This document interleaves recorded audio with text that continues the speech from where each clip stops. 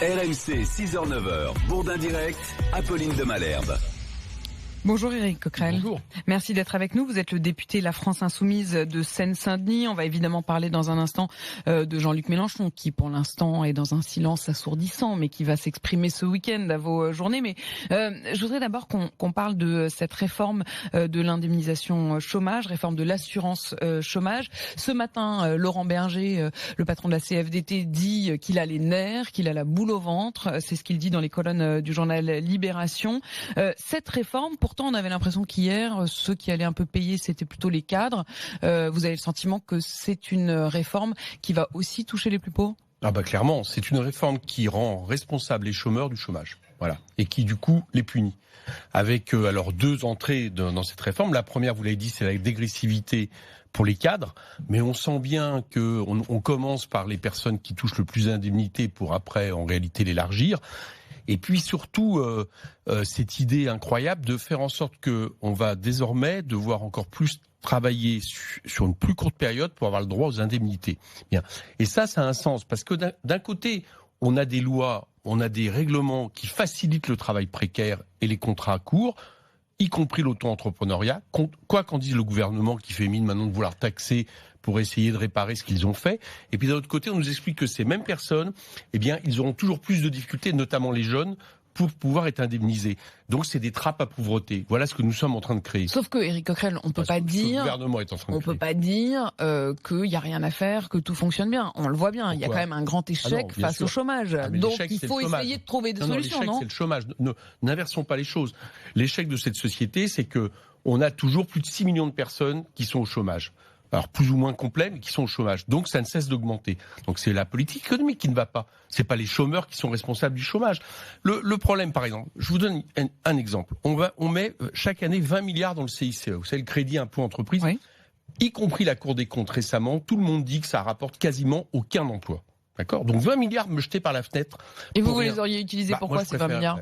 Tant qu'à faire, créons des emplois dans les services publics. Créons des emplois dans la fonction publique qu'on veut réduire de manière idéologique, alors qu'on voit bien que la question du climat, la question, j'allais dire, de l'éducation, de la santé, de la sécurité, etc., nécessiterait au contraire qu'il y ait plus de gens au service de l'intérêt général. Et ça serait mieux que de mettre l'argent par la fenêtre. Et ça réduirait le chômage, par exemple. C'est un exemple de ce que je vous donne. Sur la question des sous, et comment gagner des sous aussi pour l'État, il y a évidemment ADP, Aéroport de Paris, l'État qui souhaite, le gouvernement qui souhaite vendre Aéroport de Paris, et vous qui, avec d'autres partis, avec d'autres parlementaires, créez une sorte de grande coalition pour dire ça suffit, lançons un référendum. Vous en êtes où de cette lutte contre le référendum ? François Ruffin disait que c'était de plus en plus compliqué, qu'on vous avait mis des bâtons dans les roues, y compris pour pouvoir encourager les Français à aller voter. C'est le constat que vous faites ? Ah bah oui, c'est-à-dire qu'on a un site internet qui a 20 ans, une quinzaine d'années d'âge, qui n'a pas été rénové, qui est très compliqué en termes d'ergonomie. Donc il est déjà compliqué pour des gens qui, comme vous et moi, allons souvent sur internet. Imaginez pour les gens qui vont rarement. Bon, donc voilà. C'est sciemment que c'est fait pour vous ? C'est une manière de mettre des barrières. Rien n'a été fait pour l'arranger, ça c'est clair.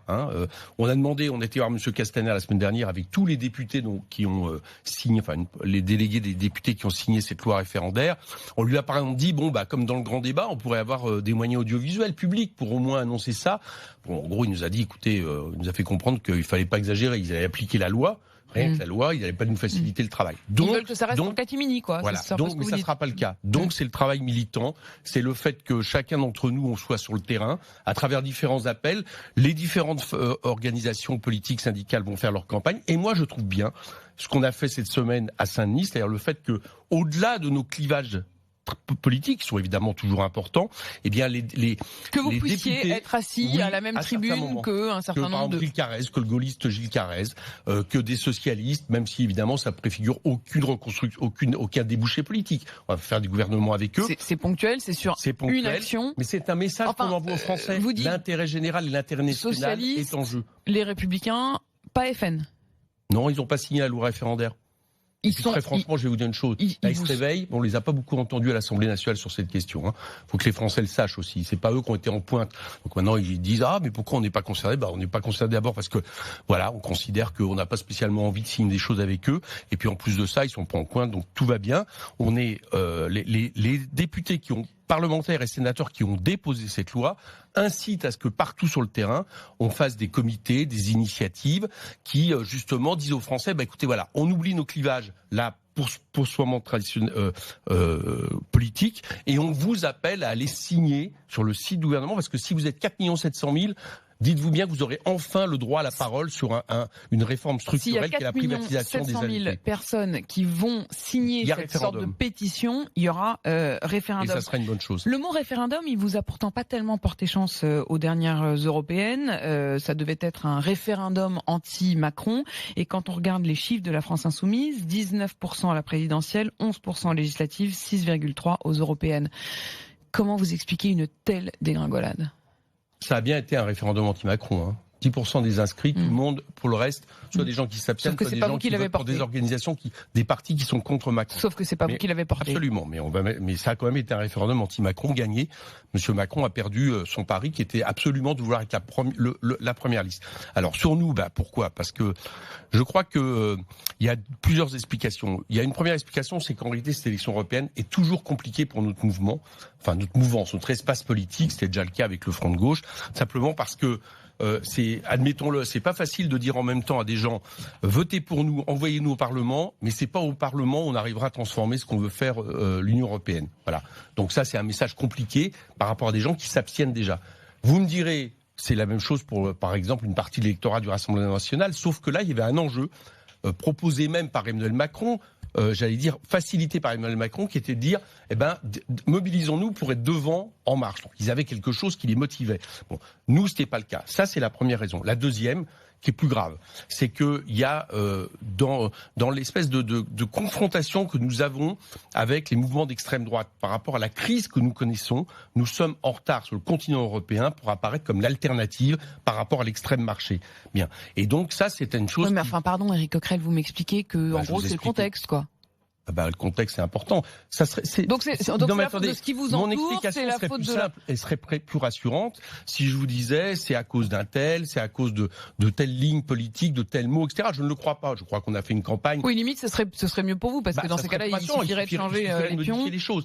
Là, on est sur un sujet plus compliqué. C'est que nous avons un rapport de force qui est défavorable dans une période extrêmement dangereuse de monter des urgences climatiques, sociales, démocratiques, et aussi de monter de l'extrême droite. Sauf que vous le savez bien. Il y a quand même une question qui se pose et qui se pose dans vos rangs. C'est une question qui a été lancée par un certain nombre de personnalités issues de la France insoumise, Clémentine Autain bien sûr, qui à un moment interroge aussi autour de la façon de diriger ce parti. C'est-à-dire qu'il y a quand même un grand paradoxe, Éric Coquerel, c'est que toute la journée vous nous dites faut la parole au peuple, faut la parole au peuple, faut la parole au peuple, sauf qu'on a quand même l'impression que dans votre parti c'est pas tellement la parole partagée. C'est pas un parti, vous savez que c'est un mouvement. Un mouvement. C'est la différence. Oui, enfin sauf que là moi je la vois de moins en moins la différence parce que le côté pyramidal avec un chef en haut. Non. D'abord le chef du mouvement c'est pas Jean-Luc Mélenchon pour commencer. Jean-Luc est le président du groupe à l'Assemblée. Mais est-ce que ça vous êtes pas en train juste de faire une forme d'hypocrisie de façade? Non, je vous réponds. C'est pas le chef du mouvement.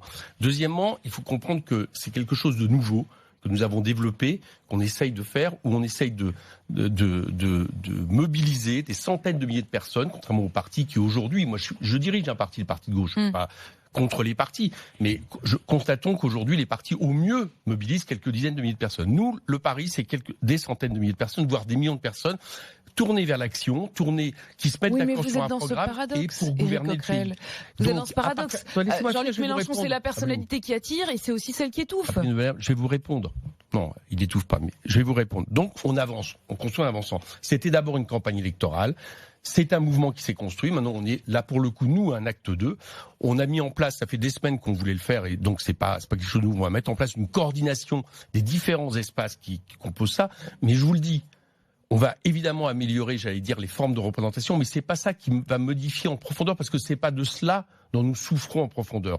Donc il faut, à mon avis, se tourner vis-à-vis des municipales et de l'action. On est sur ADP, on est sur beaucoup de choses, on mobilise, sur notamment ce qui a fait notre force au départ, pour remobiliser, pour remontrer notre utilité. Je pense notamment aux classes populaires, aux villes populaires. C'est comme ça qu'on va, j'allais dire, à nouveau pouvoir rebondir en vue de 2022, parce que notre projet, c'est toujours gouverner le pays. Mais la question à laquelle vous ne me répondez pas, Éric Coquerel, Jean-Luc Mélenchon, je vais la poser. Je continue à considérer que Jean-Luc Mélenchon est l'homme de notre avenir. pour plein de raisons qui n'ont rien à voir avec un monarque, mais parce que ça reste la figure tribunicienne qui fédère le mieux en réalité tout ce que nous portons, à la fois la question du dégagisme, mais aussi la question d'un projet alternatif qui réunit tous ceux qui en sont aujourd'hui orphelins, qui en étaient orphelins. Et donc, moi, je crois qu'on a encore tout ce qu'il faut pour rebâtir, sauf si on a des gens qui s'ingénient en réalité, y compris à l'intérieur, à considérer qu'il faut tout refaire. En tout cas, moi, vous l'avez dit, pour vous,